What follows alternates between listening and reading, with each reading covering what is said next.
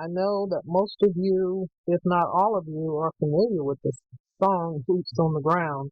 So we're going to go from this, I saw it on Pinterest with the white background, to this, which is trace and detach, to this, getting rid of the white that's in between.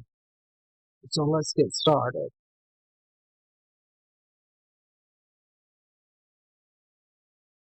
As you can see, I got my color back on my mat. I'm very excited about that.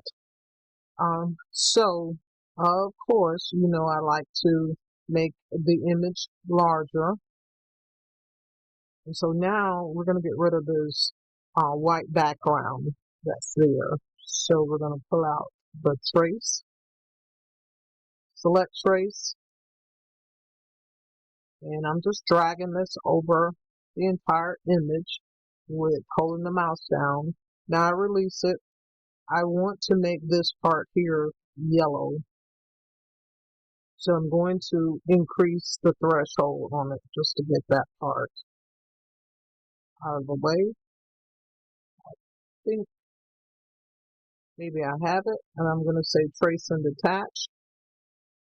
Let's pull her off. That was perfect. So I'll delete the white part. I like to just draw something over it just to make sure there aren't any little remnants there. So now we're at step 2.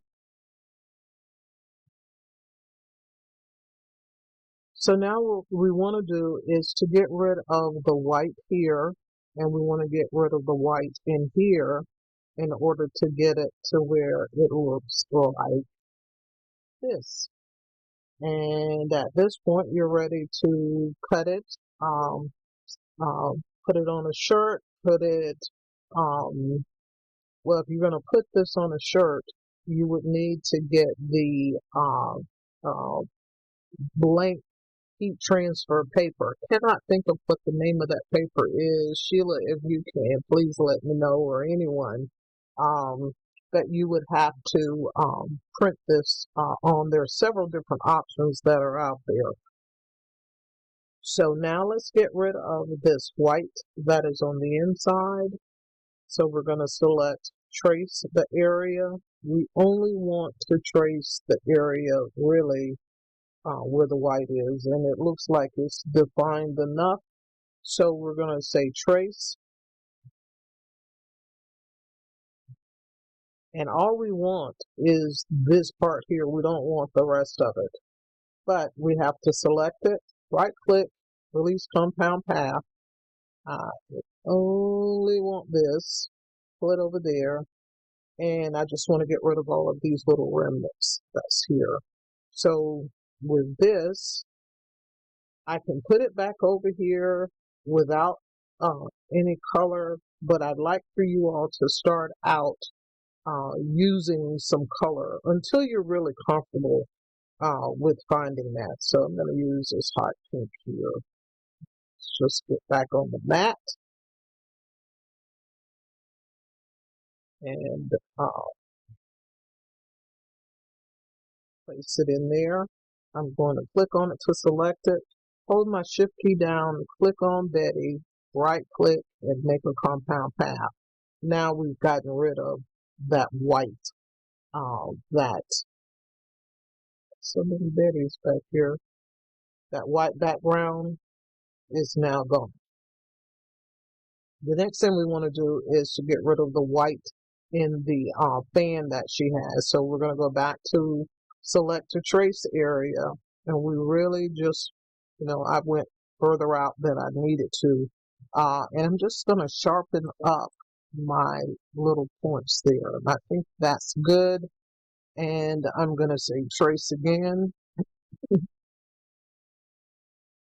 And all I want are these 4 things that are inside. I don't want the rest of it. So I'm going to release the compound path.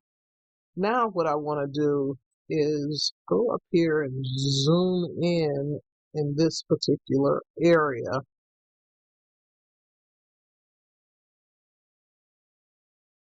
So it's a lot bigger for me. So I'm going to click off of it. Now I'm clicking on one, hold the shift key down. I'm trying to select all four of these, and I have them, and I'm going to group them and just move them out of the way. I'll give it some color, and then I want to get rid of all of this.